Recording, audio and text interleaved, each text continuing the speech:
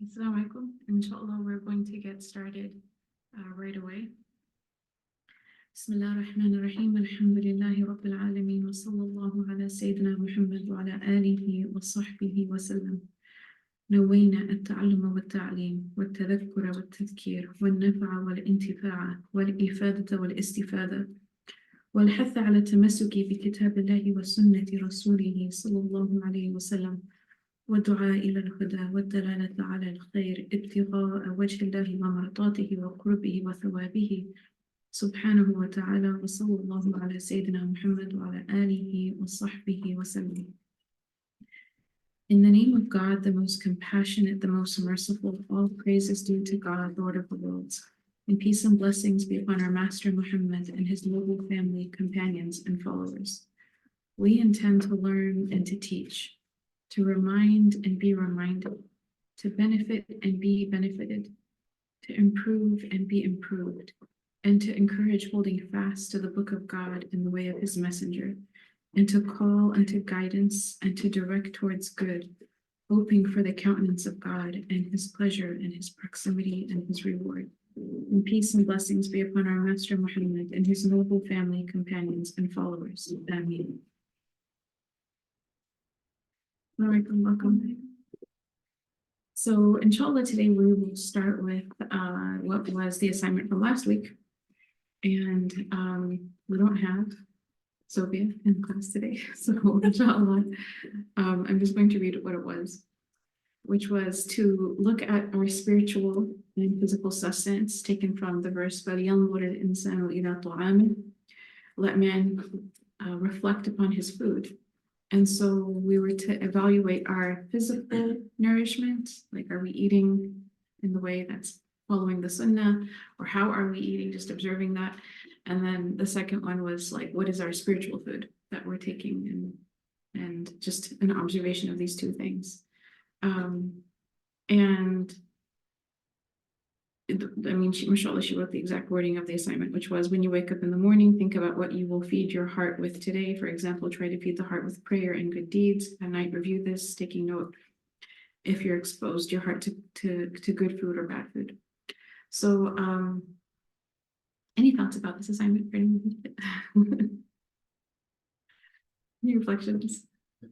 Yeah. Yeah, like for as long as I can remember, that I've been very conscious about the quality of the foods that I eat.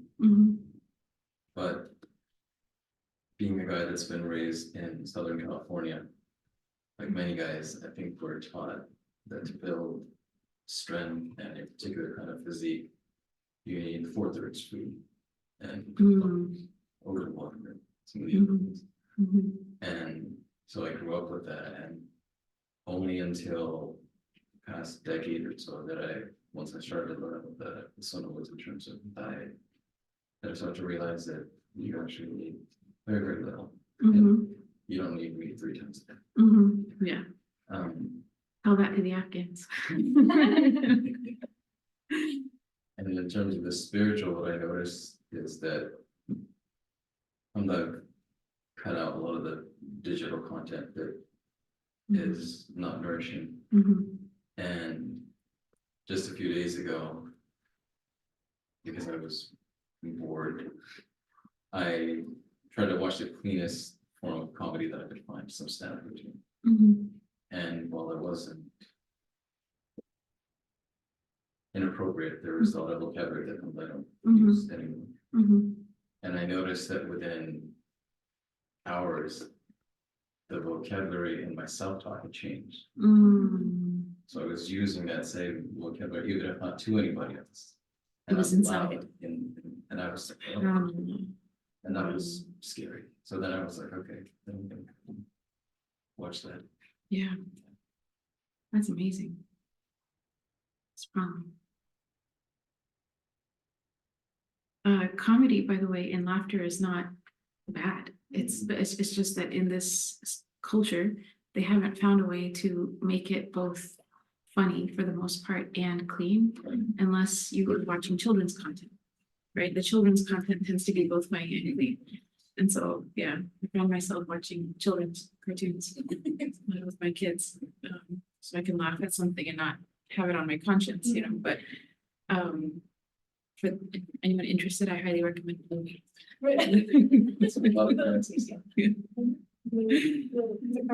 See yourself in the characters very easily, so. But that's really interesting because sometimes a person thinks, okay, well, I'm not saying it, I'm not doing it, they're doing it, but that becomes what your internal voice is like, and that you were able to observe that so quickly is actually, really amazing, and also a good nasiha for the rest of us. That's a very, I mean, that's counsel we can all take for ourselves. Oh, yeah.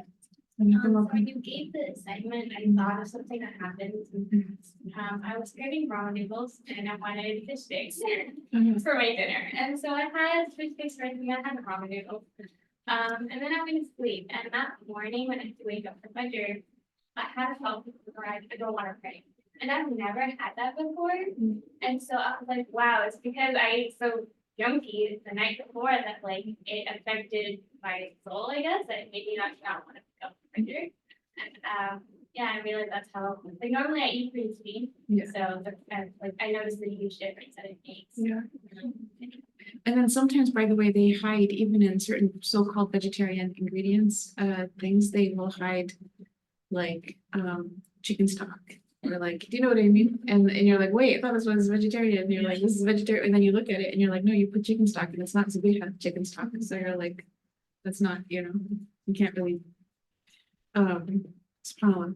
Yeah, definitely. That's I mean, I think we notice this sometimes in Ramadan, right? Like we eat the wrong thing and you're like, wait, I want to away. Now I can't the way that I wanted to. Something interesting as it relates to the physical food and spiritual food is you know, your phone really does track everything that you are doing. So I was searching something on Google and YouTube recommended a TED talk about I'll send it on the group chat, but it's about like trusting your gut and how like that will give you an insight into eating in a healthy way. And what this lady who's a researcher, what she talks about is how many times, and it actually connects the assignment of the spiritual food and the physical food. And she said, this point really was, I thought was a really important one. She said, people have forgotten why they eat. And, you know, like food has become more than just a fuel for the body. It's become what people are seeking some kind of fulfillment from. And she was like, typically though, like in traditional societies and in general, fulfillment, people take their sense of fulfillment from different things. Like some people get a sense of fulfillment if they advance in their career, or if they're in sports and they do something important in that field, or if she's mentioned spiritual practices and religious practices, or fulfillment from connection to their family and spending time with people they love. Like these are all categories of where people take their sense of fulfillment from. And when there's a deficiency in one of these areas, in our time, people are beginning to try to take their sense of fulfillment from food, not addressing the shortcoming, but sort of like turning to, you know, food as a compensation for this other thing that they're actually missing out on. And so, so I thought that was really interesting, because she was basically saying that our patterns with food are one of the reasons why they're so bad right now, is not just like the ease of accessibility and how much terrible food that there is around us at such, you know, anywhere you turn. She mentioned that Americans think about food on average 250 times a day. That's an obsession. That's terrible. 250 on average, 250 times a day. So what does that actually mean? They're not thinking about food. They're thinking about the other things in their life. And those things are not getting the attention they need. And so the next thought after that thing is like a compensation with something food related. Yeah. On average 250 times a day. Sorry, that shocked me. Yeah. Just like 250 times a day. I was like, that's a problem, you know? And we're in a culture that does that. And if that's its relationship with food, you know, then what is its relationship with all other kinds of sort of forms of like, what is it? Distractions and Vices. what was it? Vices. Oh, you could say vices are ways that people sort of divert themselves from whatever it is they want to be diverted from, you know. There's a word, it's escaping me, but subhanAllah, this assignment of فَلْيَنْظُرِ الْإِنسَانُ إِلَى طَعَامِهِ, I noticed that when I was spiritually grounded in certain things throughout my day, my relationship with food was just healthier. It was overall, it almost was effortless. Like it wasn't even a thing, you know. But when my inner grounding was off, or something was that I was dealing with something that was hard, then it was like a mindless response. And so there's this whole thing, by the way, like mindfulness, mindful eating, and it's like the Buddhist practice, how you like actually have a positive relationship with it. There's a whole thing about that.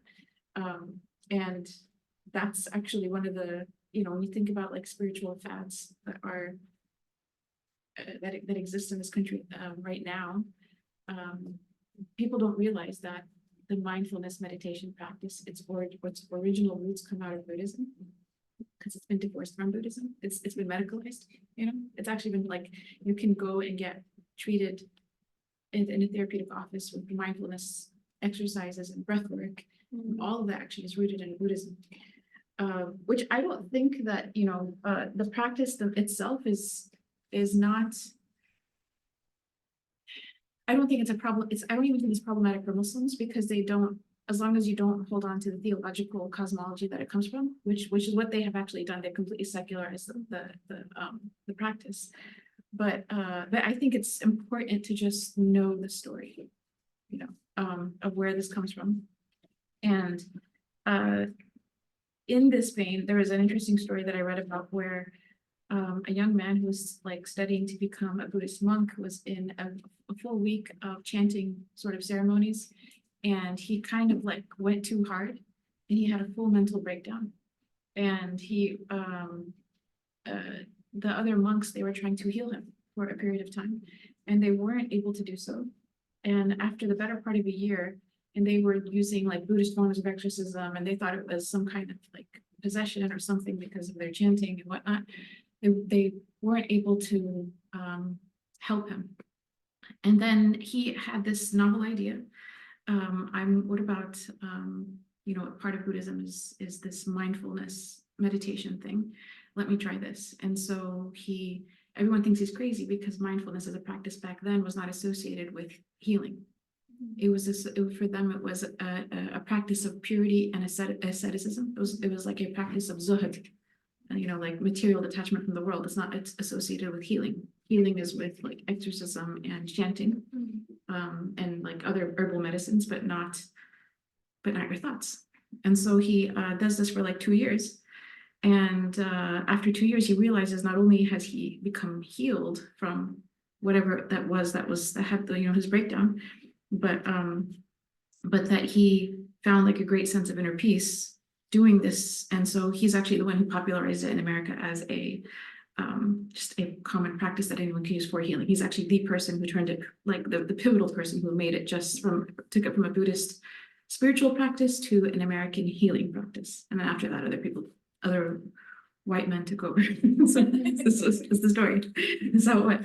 So but the thing that I thought was really interesting is when you look at essentially what mindfulness is, when in terms of the practice, it's very much associated with what we in our spiritual tradition do as it relates to understanding the sources of our thoughts and cleaning our thoughts. It's like almost this, it has a method to it, but we do this as Muslims. Like we recognize a thought and say, okay, that's a negative whisper, and this either comes from the shaitan or it comes from my lower self. And we, reject those thoughts, and we make prayers, right, that protect us from those thoughts, and that replace those thoughts with very positive thoughts. It's just different words, and it's in English, and it's, you know, but I was like, subhanAllah, like getting rid of mindfulness is really like getting, from what I can tell, and I'm just a student, from what I can tell, it feels like a practice of getting rid of your wasawas. So after getting rid of waswas, right, and negative, the things that he could use his aql, his intellect to say, okay, this is negative, this is bad, this is not something I want to accept, like this is the worldview I have, and if it's going against these things, then I'm just going to block it all out. His mental health was restored. So I think that's really significant, subhanAllah. Let me just look at the chat.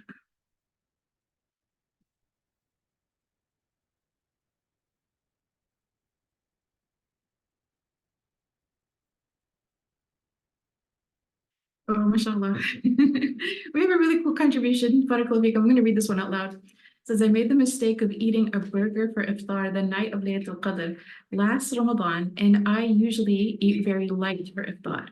Needless to say, I learned my lesson. Qiyamul Layl and junk food are not compatible. Yes, I agree. I very much agree. But it's interesting that in Chinese medicine, they say all good health starts in the stomach. And Imam Ghazali says all good character starts in the stomach.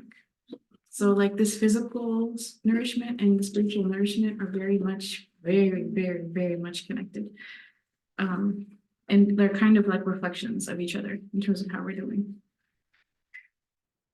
Okay, we're going to go on to the verses for today, inshallah.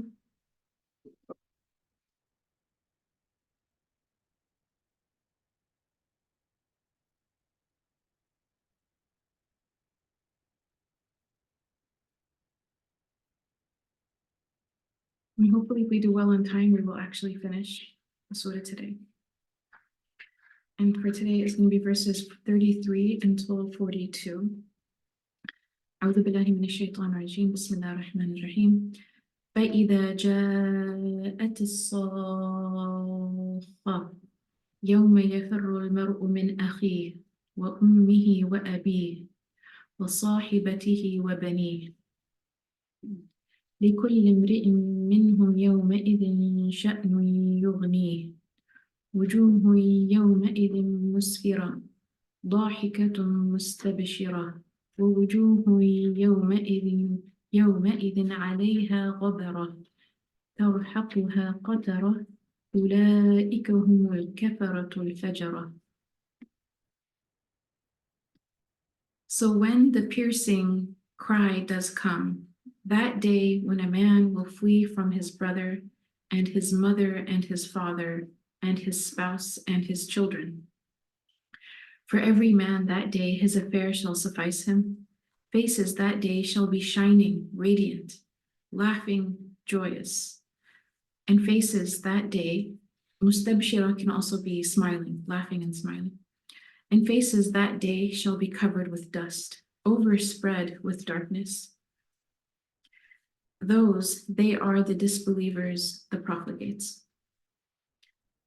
The translation of the word fujjar is profligates. I wish we had a better translation for that word. It's like circumambulation and, ablution, one of those words that only we have in our books. But we'll get to the meaning of the term, inshallah. So when the piercing cry does come, the piercing cry refers to the second blast from the trumpet of the angel Israfil, at which all human beings will be resurrected. It is said that it will deafen or almost deafen the ears of those who hear it, because of how loud and how severe the sound itself will be. And others say that as-sakha is the proper name for the day of judgment itself. So when the day of judgment comes, and why is as-sakha a proper name? Imam Ibn Ajiba says, because on that day, it will be the people, when they're resurrected out of their graves, that they will be the ones making the piercing cry. So that's one of the interpretations.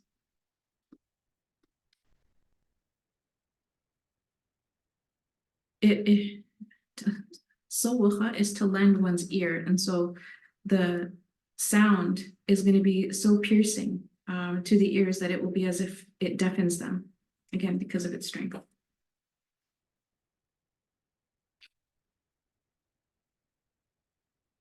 The terror of the day of judgment will be so severe that people will not be concerned with anything other than themselves. And Surah Al-Ma'arij kind of explains this as well. In verses 11 through 14, said that a man would go so far as to ransom himself from the punishment of that day at the price of his children, his spouse, and his brother, his kin who sheltered him, and all who are on earth, that it might save him. So that's really an intense description. I think even more so than fleeing from everyone around you is this idea that a person would give away, like they'll be just to ransom themselves and potentially being punished on that in that moment, they would ransom their most beloved family members and say, like, take them and let me go, you know. And you think about, like, in this world, many times people, like, you know, active chivalry, active nobility is that they give their own lives to save the lives of others. So what makes a person, and this is not like this concept of people who give their life to save the lives of others is not abnormal. It happens amongst Muslims, happens amongst other religious traditions. It's that kind of like human nobility is witnessed in humanity. So on a day when actually that does not exist and people will ransom their most beloved kin just to let themselves go free, like what makes a person do that? For us, I think our perception of death is, okay, so this life ends. And depending on what a person perceives of this life, they're okay with letting that go. But the Day of Judgment is very clear that things are about to be settled for eternity. And no one's going to, there's nothing to go to. You know, if you don't get this on this day, there's no like, when a person dies, for example, there's the life of the grave, they're hoping for paradise, right? But on the Day of Judgment, when people are trying to ransom themselves, but like take my most beloved family members and let me go. They're so it actually shows the deep level of like how each person's affair on that day will be sufficient for them as in terms of being overwhelmed by it. They can't think for anyone else other than themselves on that day. So there's a famous hadith where the Prophet Muhammad said, people will be gathered barefoot, naked, and uncircumcised. To which a woman responded, will we look upon each other's nakedness? And then the Prophet Muhammad, he said, he actually recited this verse. For every man that day his affair shall suffice him. In another riwayah, it's Sayyidah Aisha is the one who was asking the Prophet Muhammad about this, and he tells Sayyidah Aisha that the day is more severe than that. Like the day itself is such a calamitous day, it's such a heavy day that's not what people are going to be even concerned with. And we can't fathom. We actually cannot fathom a situation that is so severe that no one would notice, like, you know, that.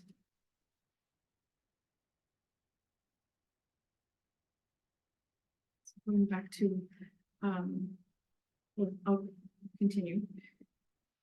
We're going to kind of take it in two rounds. So verses 38 and 39, these verses describe the hearts of the believers.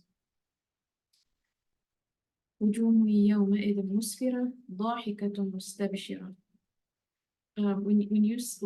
istabshir is like, when you say bashir, it's like good news. Istabshir is like joyousness. It can also mean smiling.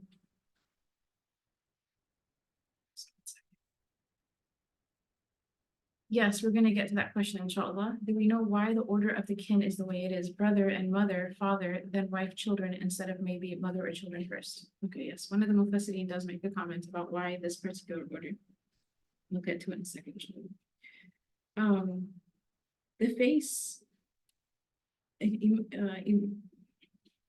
one of the Mufassirin talks about how this verse, or these verses, indicate the state of the heart, because the face is a mirror for the heart, which is then contrasted with the hearts of disbelievers. So the hearts of those who are luminous will have faces that are luminous on that day, and the hearts of those who are dark will have faces that have darkness on that day. The faces of believers are shining radiant from the joy they experience in their hearts, and the glad tidings manifest on their faces. This is what Ibn Kathir mentions. Imam Qurtubi and Imam Razi say it's because of the ablutions, the wudu that they performed. It leaves it that it's like the metaphysical light that remains on their face in how they're resurrected. Also, Imam Qurtubi, Imam Razi mentioned that the light on their faces because of their performance of Qiyam al-Layl, the night vigil. And Imam Razi also says that this light is from the relief of their burdens and the attachments of this world. So when they are resurrected in the next life, they know that all of their like difficulties are over. These are people who are meant for paradise. And so it's from sheer relief that like for them the hard part is over. And it also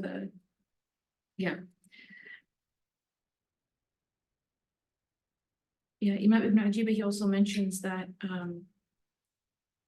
that the light in their faces is from actually the light of their, similar to what was said earlier, it's the light of the iman in their hearts, the light of faith itself in their hearts.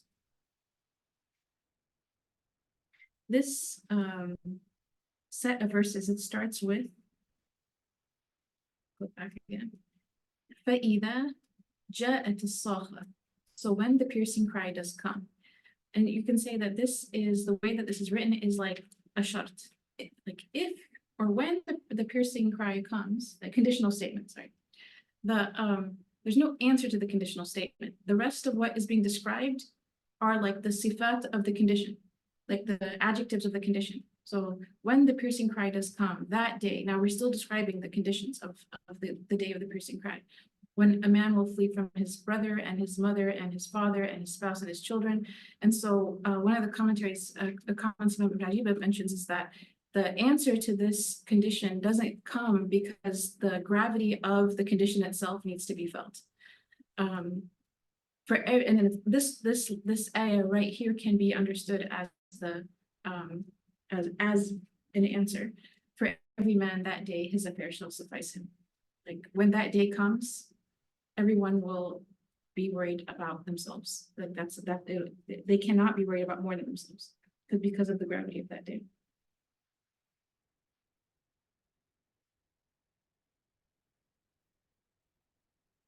The believers are joyous when they receive their reward from Allah subhanahu wa ta'ala.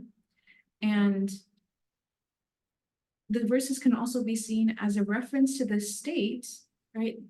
That wujuhun yawma'idhin musfira, faces that day shall be shining and radiant, laughing, dahikatan mustabshira, laughing and joyous. That just as in the beginning of the surah, there was a comparison between Abdullah ibn Maktoum, right, the blind man who comes to the Prophet Muhammad ﷺ, and the fact that he's the one that had yakhsha, right? He's the one who has khashya in his heart, and he's the one who came to you rushing because he wants guidance, right? That this is a description of the heart of someone like him in comparison to the people who they had istighna. They were like, we don't need religion, we don't need God, right? The people that the Prophet was trying to address, the leaders of Quraysh. And it's so these verses can be seen as a reference to the state of Abdullah bin Maktoum, while verses 40 and through 42 can refer to the state of him who deems himself beyond need. And that was we took that earlier, but just going back to it. So Abdullah bin Maktoum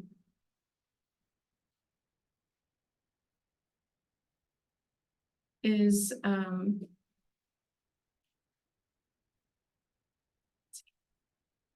how is he described here? وَأَمَّا مَنْ جَاءَكَ يَسْعَى وَهُوَ يَخْشَى. Right? As for him who comes to you striving earnestly while like fearful of God, right? This is the heart of the one who on that day can be seen as being described as his heart, he is happy and joyful and his face is full of light. Versus verse 5, أَمَّا مَنْ اسْتَغْنَى, and as for him who deems himself beyond need. Those are the ones who have the dust on their face, and those are the ones that are overspread with darkness.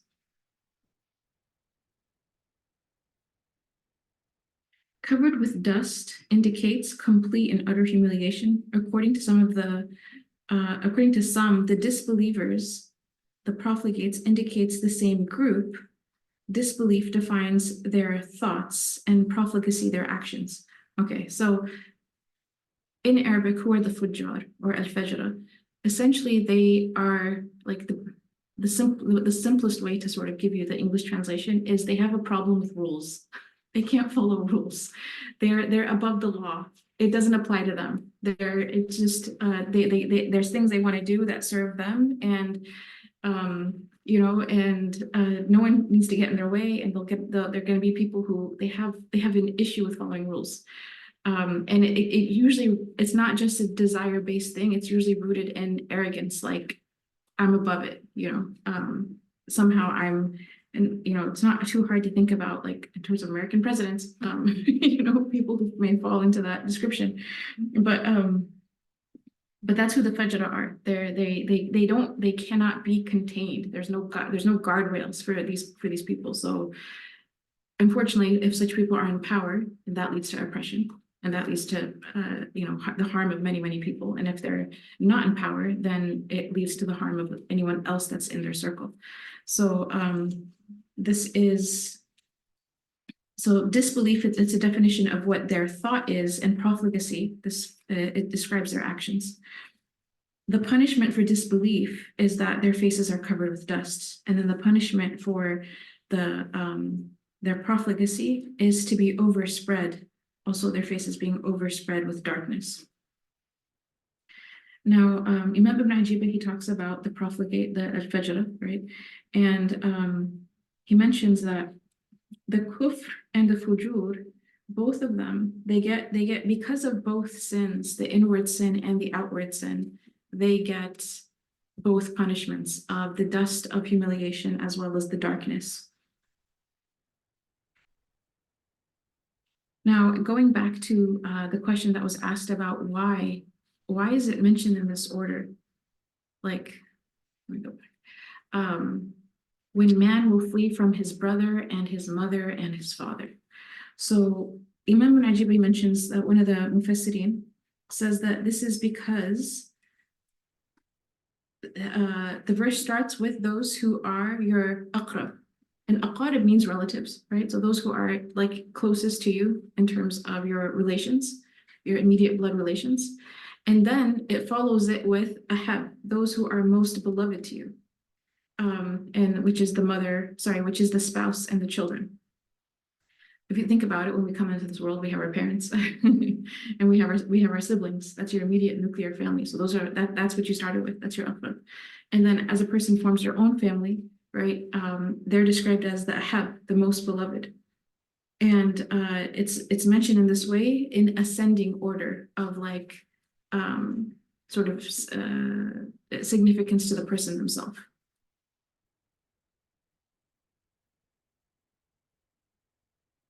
He also mentions that the first to flee from his brother was Habil, the son of Adam, Habil. The first to flee from his parents was the Prophet Ibrahim alayhi salam. The first to flee from his wife would be the Prophet Lut and Nuh alayhi salam. And the first to flee from their son is the Prophet Nuh alayhi salam. So this also concept that, because there's an aspect of it which is if people are believers, you know, if they're really righteous Muslims, are they going to be fleeing from anyone, or are they going to all be under the shade together because they're, you know? But if you look at the prophets, subhanAllah, they were tested with like that harm within the most nuclear aspect of their families, whether it was the siblings and parents, or if it was their own spouse and children. That's just an indication that like if people have major family issues, it's not necessarily a reflection of like you're bad because the prophets had these issues. It can very much just be, this is one of the tribulations that's written for you in your life, and inshallah, like by overcoming these difficulties with faith in God, still you have an immense and great reward. And to know that you're going through a test that's similar to a test of the prophets is also something to maybe take some hope from. Now, in terms of the allegorical commentary for these verses, there's quite a bit. I think there's about 3 pages, 2 pages. Let's see how we're doing. Okay, alhamdulillah, we're doing good on time.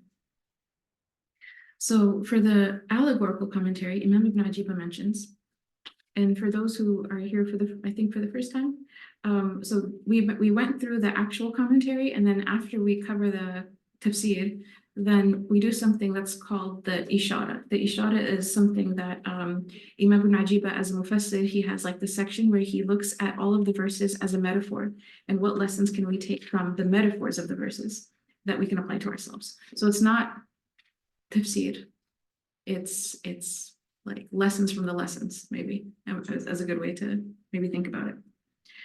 So when it comes to فَإِذَا جَاءَتِ الصَّاخَةُ, so when the piercing cry does come, he says, and he takes a different reflection on this symbol. He makes a different metaphor for this symbol. And he says, when the divine blast that absorbs the hearts into the divine presence comes, so then the hearts become near to Allah and they flee from all other than Him. Okay, very different metaphor, right? Here he's talking about not the day of judgment, but actually a spiritual experience a person can have in this life, where he calls it when the divine blast comes. And it's it's a spiritual experience that absorbs that person's heart into the divine presence, so that the heart becomes near to Allah and it flees from all other than Him. So this person then experiences, a person who experiences this kind of blast, they actually flee from all creation, relatives, strangers, anyone, out of this yearning for closeness with God and also being so busy with His remembrance. And he stays like this until he reaches his master, his perfect king. And then he can witness him in any time.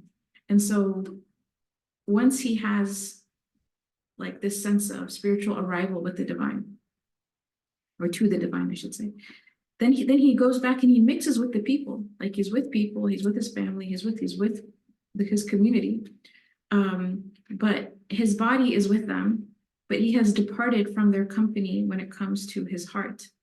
And there's some poetry by Rab al-Adawiyya, and she said in her poetry, and this is just as a disclaimer, it's a terrible translation, and it doesn't do the Arabic justice.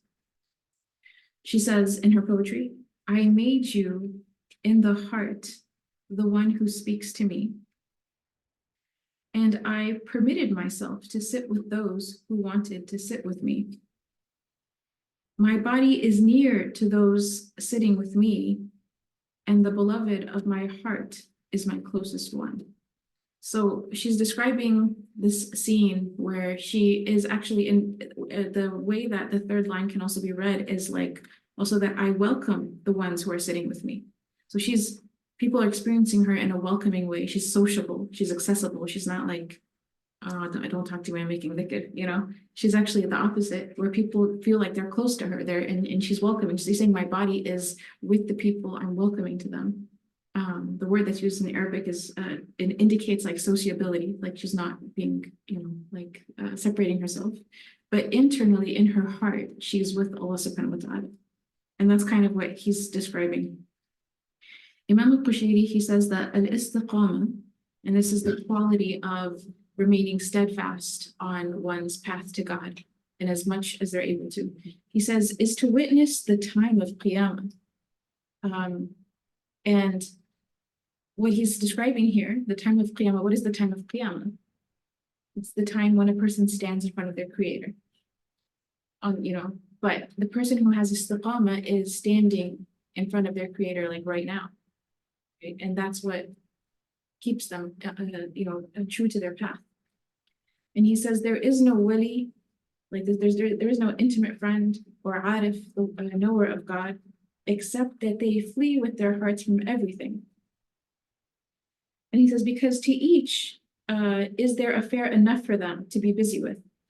And again, he also adds, and Imam al-Qushayri makes the same point, that the arif is with creation, but not with his heart.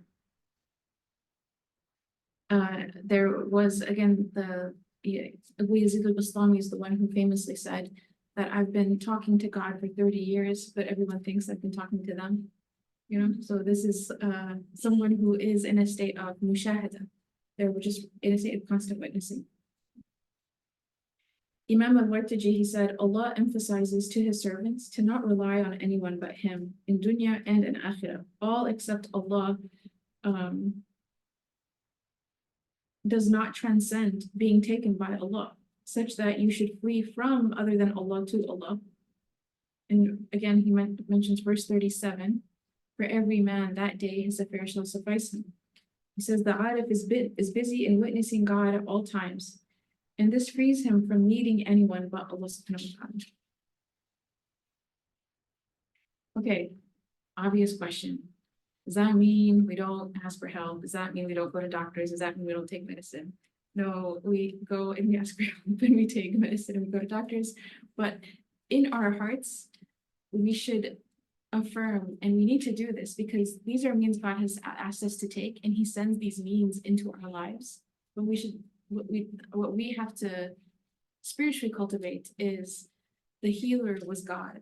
The one who guided the doctor's hand was God. The one who allowed the medicine to work was God. The one who answered our prayers was God, not the asbab that God sent us. The different sort of causes, intermediary causes that God sent to us. They are all in His hand, but He is ultimately the one who we took our help from.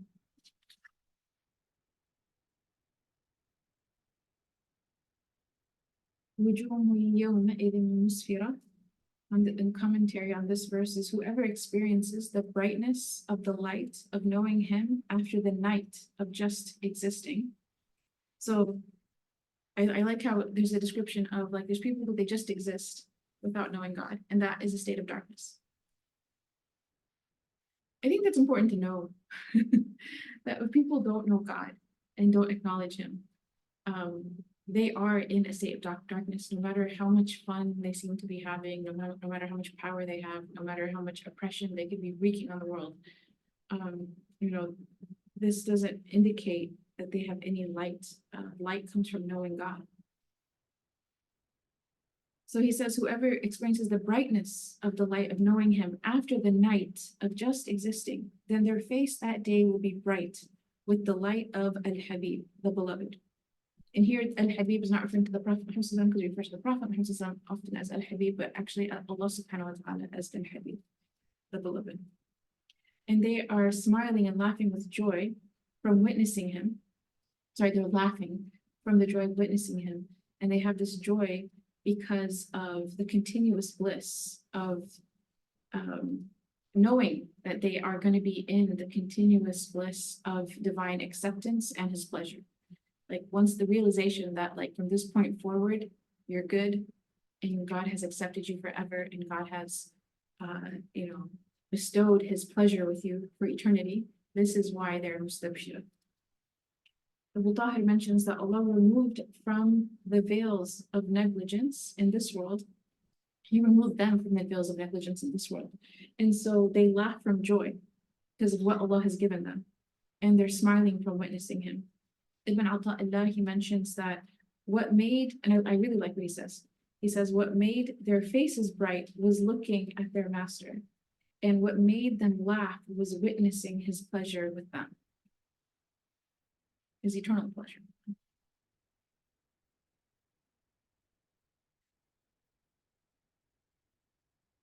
So here's a question about could relations also symbolize spiritual diseases? I don't know if I would make any physical family relationship a symbol of any kind of spiritual disease, because family is a blessing.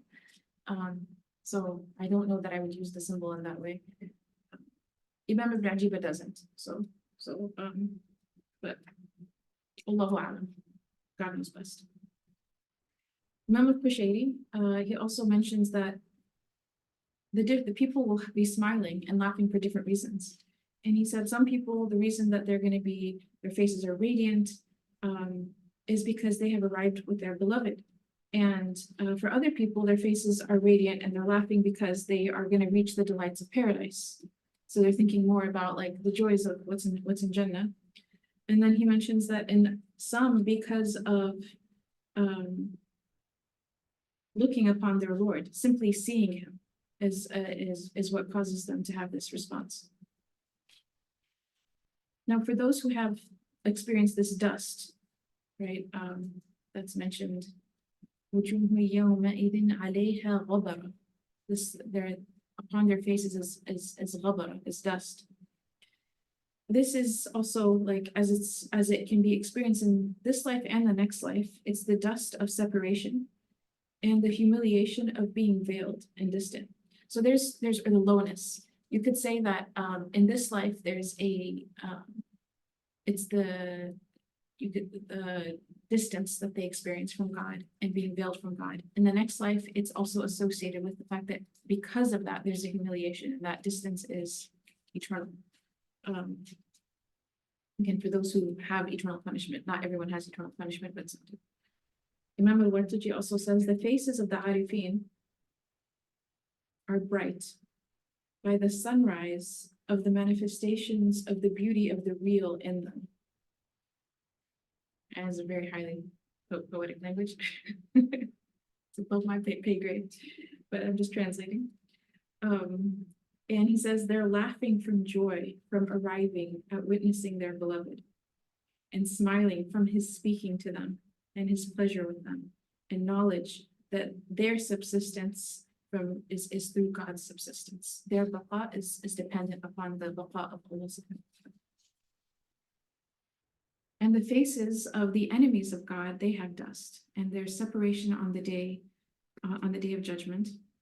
And upon them is this humiliation again, the humiliation of the veil. And they say that it's both. So upon them is both the humiliation of the veil as well as the darkness of being veiled. And that from that is, from that experience, or from the punishments of their experience, is also this idea of that they are sent away from the doors of God. They are from those who are sent away. Like, there's people who arrive on the day of judgment and they enter, and there's people who arrive on the day of judgment and they're sent away. And we know obviously where they're sent away to. Sahel, he mentions that God has turned away from them. And what is their state like in this world? Like, how does someone become resurrected to be one of those people? Their state in this world is that his anger with them increases each day. And every day this person increases in darkness, increases in doing evil that increases God's anger. And that's the way they are. And that's God save us all, and protect us all. Imam Ibn Ajiba and actually closes his allegorical commentary with dua. And I'll read a few lines of his dua, which is Allahumma asfir wujuhana bi nuri dhatik wa adhakna وبشرنا بين أوليائك في الدنيا والآخرة إنك على كل شيء قدير وصلى الله على سيدنا محمد وعلى آله وصحبه وسلم تسليما. His prayer is, O Allah, brighten our faces by the light of your divine essence, and allow us to laugh and grant us good tidings between your intimate friends in this life and the next life. And truly you are over all things powerful, and peace and blessings be upon our Master Muhammad and upon his family and companions together. So that was how he ended the allegorical commentary. Now I wanted to read a little bit about tawakkul, this idea of fleeing from everything else but God. And doing that with our hearts first, right? So many times, there's actually books that are written about this, about like when people first kind of wake up from negligence, from like not knowing and not thinking and not aspiring to God. Shaitan doesn't like that if actors were woken up, and so he usually will try to take that person into extremes. You're too good. What you're trying to do now is different than what your parents are doing and what your siblings are doing and what your family's doing and what everybody's doing. And that could possibly even be true. But their first response is usually to push everybody away in a harsh way, right? Like, why do you guys have the TV on? We shouldn't even be watching TV. Why do you guys like eating all this like junk food, and we need to be boycotting. And they could actually, in the things that they're saying, be factually correct. That's not the problem. The problem is that in their attempt to flee to God with their hearts and to not be sort of like affected by the environment that was the one that they were a different person in that environment, they now want to like punish their environment and the people around them, and what they're doing. And I want to say that spiritually fleeing to God does not mean being mean to people around us. We're not doing things the way that we would want to do things. It doesn't mean condemning people. We still teach. We still should try to speak truth in ways that people can benefit from when they're open to it in the right way with the nuance and all of the good, like, ways that we're taught those things.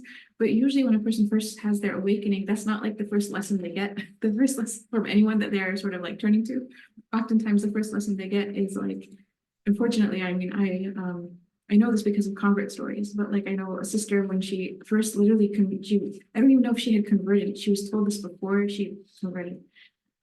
The lady told her, okay, well, as soon as you become Muslim, you need to divorce your husband and like flee from your spouse type of thing, right? And she just starts crying. She's telling me the story and she's like, I don't know. She's like, I believe it's the truth, but I don't know if I can do this right away.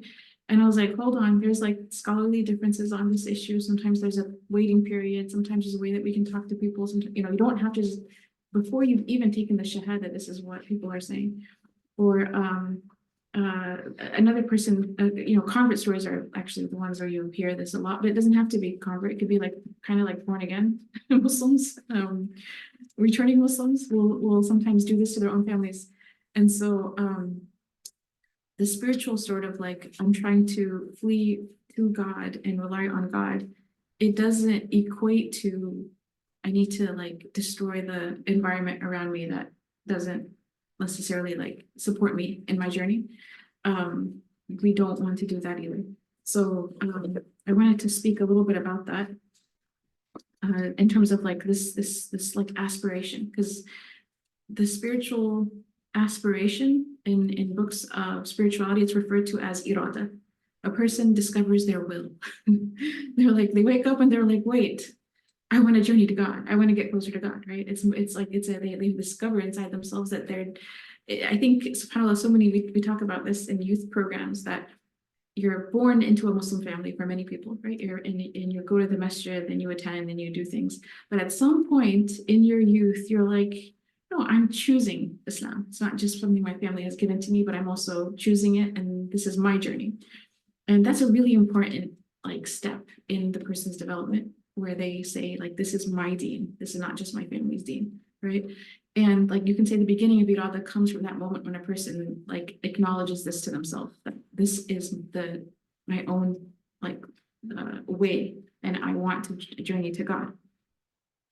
Imam Ibn Ajiba, he talks about this. He calls it so the will is referred to as irada, and it's a desire to get closer to God, the will to get closer to God. And then irada, is determination to reach the beloved by way of spiritual effort, or the desire to become beloved to God by doing what pleases him. It is also giving part of this irada is that a person is someone, once like you have this intention, which is an intention that has to be cultivated, it has to be renewed, it's like a daily intention. He says it also includes giving spiritual counsel to the community with a pure intention, intimacy with God in solitude, and patience in the face of vicissitudes and adversity. It is to give preference to God's commandments, to feel shame beneath his gaze. Shame, again, not like shame in the Western conception of shame, as in like you hate yourself. We're not talking about shame as in like I feel haya, or I feel a sense of I don't want to do something in front of God that he doesn't like. To make the utmost effort for his sake, to use every means of reaching him, to frequent those who guide to him, to be content with anonymity, and to find true peace only upon arrival. Will is the first stage in the quest for God, the beginning of the traveler's path. And then that's will. Then there's again, that's irada, the one who has irada. It's like the noun. Then who is the one who has this irada? Who's the person? How's he described? He's the murid. He's the one who wants. Yurid, he wanted, right? Murid, the person who wants. The aspirant is someone who wants nothing except his guardian Lord. There are three basic aspirations. The lowest is of those who aspire only to receive blessing or tabarruk, sacred protection, whose motivation is weak and worldly attachments many. And so like, what do I mean by this? Or what is meant, not what do I mean, but what is meant in terms of people who are only seeking blessing.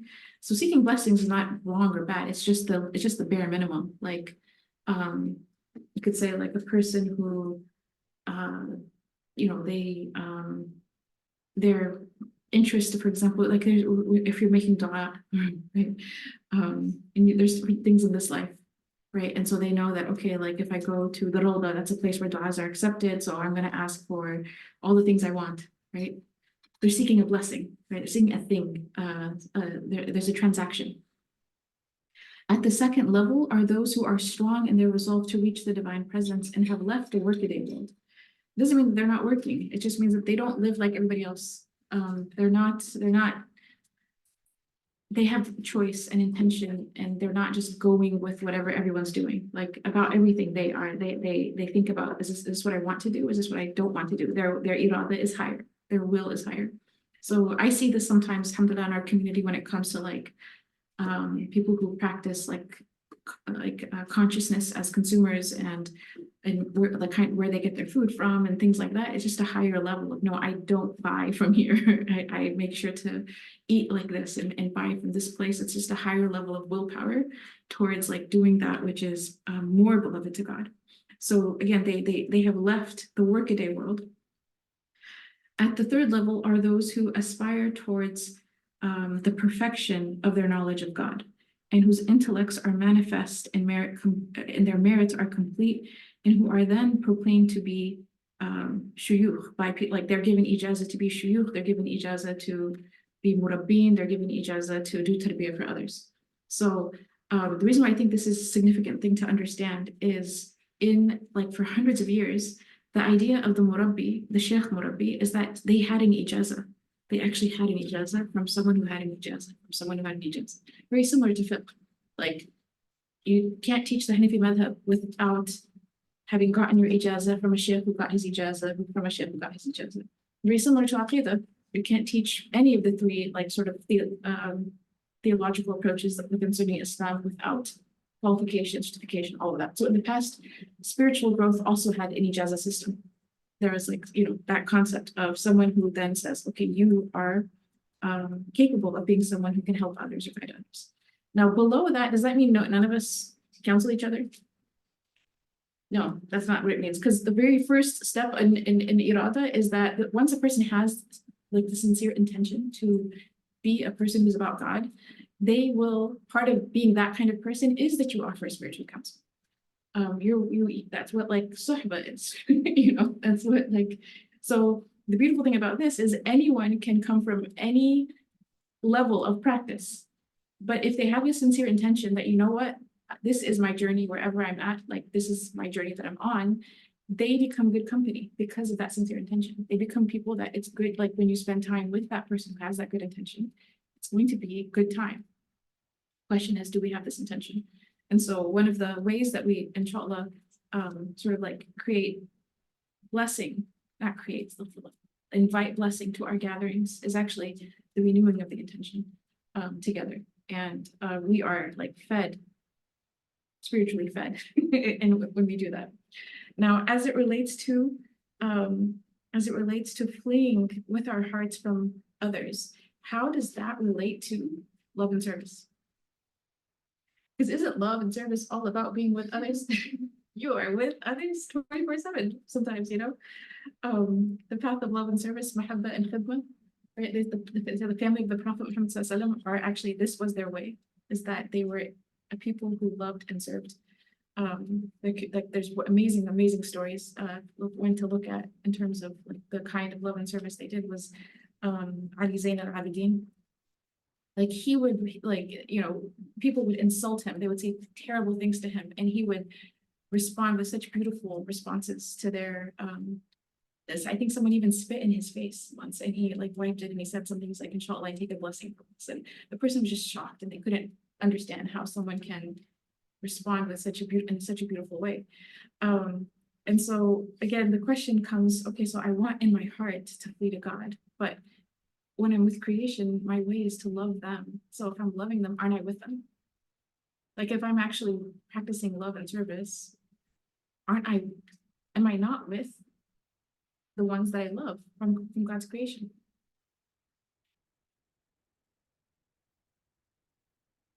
MashaAllah, we got a good answer here. I'm not going to read it out loud, just in case anyone here has a thought on this.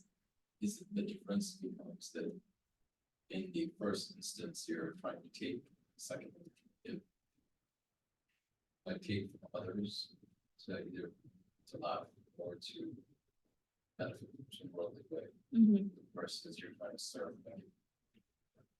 Yeah, so that would be like a distinction between like the way that we intend to be in company. Like if you intend to be in company in order to take something from people, right? That's one thing. And then, but if you intend to come and give something, that's definitely a different intention. But like, how do I flee from everything but God, but like love God's creation all the time at the same time and be true, very, very true in that love? Like, how do I bring those two things together?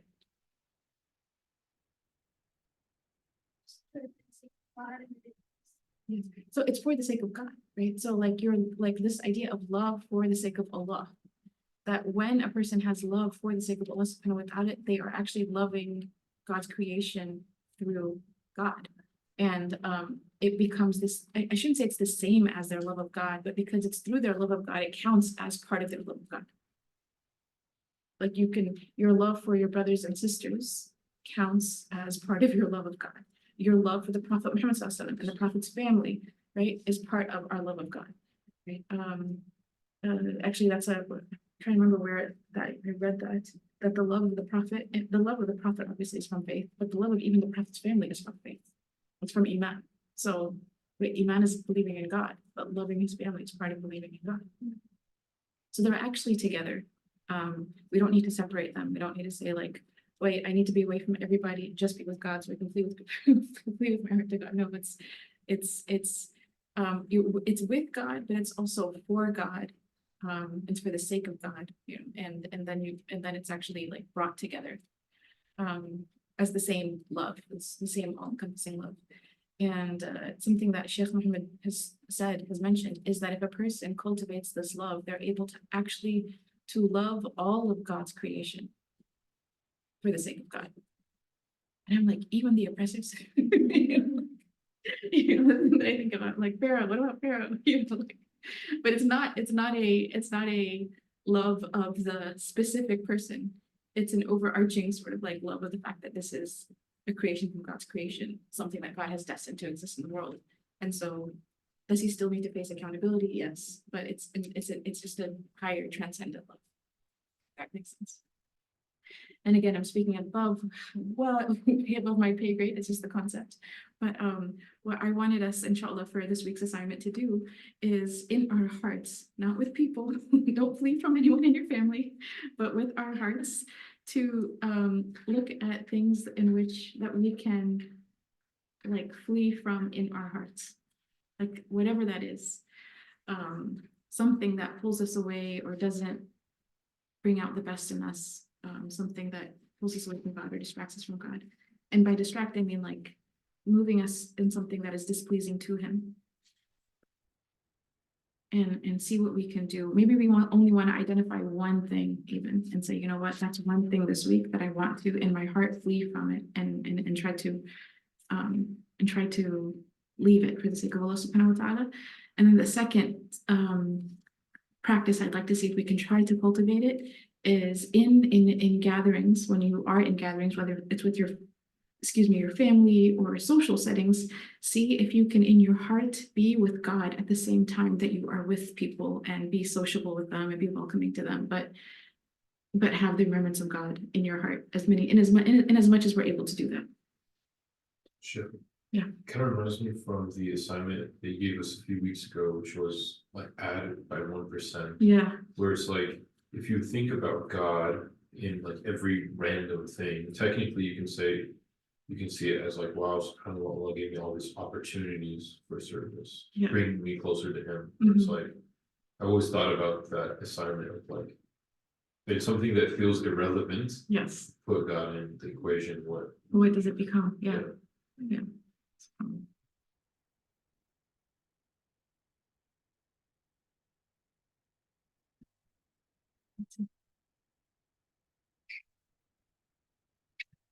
Oh, she's, mashallah, beautiful lines of poetry. I plead him to please let me love him alone. He says to love, loves all, that to the beloved belongs. Yeah. To love Allah means you also love everything that belongs to the beloved. So, alhamdulillah. Okay, and I think we need to stop. Alhamdulillah, we ended on time. And we will say Maghrib right away, inshallah, after we close. بسم الله الرحمن الرحيم اللهم وفقنا لما تحبه وترضى واجعلنا من عبيدك سعداء وأمتنا على كلمة الهدى علمنا ما ينفعنا ووفقنا للعمل بما علمتنا به واجعل ما نحن فيه خالصا مخلصا لوجهك الكريم آمين يا رب العالمين اللهم اجعل تجمعنا هذا تجمعا مرحوما وتفرقنا بعده تفرقا معصوما لا شقيا منا ولا محروما وصلى الله على سيدنا محمد وعلى آله وصحبه وسلم. O God, give us success to attain what you love and are pleased with. Make us amongst your felicitous servants. Allow us to die on the statement of guidance. Teach us what will benefit us and give us the success to act upon what you have taught us. Make that in which we are engaged pure and devoted to your noble face. Ameen, O Lord of the worlds. O God, make this gathering of ours a gathering enveloped in mercy and our parting thereafter, a parting of our sins purged and forgiven, not one of us wretched or deprived. And peace and blessings be upon our Master Muhammad and upon his noble family, companions, and followers. Ameen. Assalamu alaikum.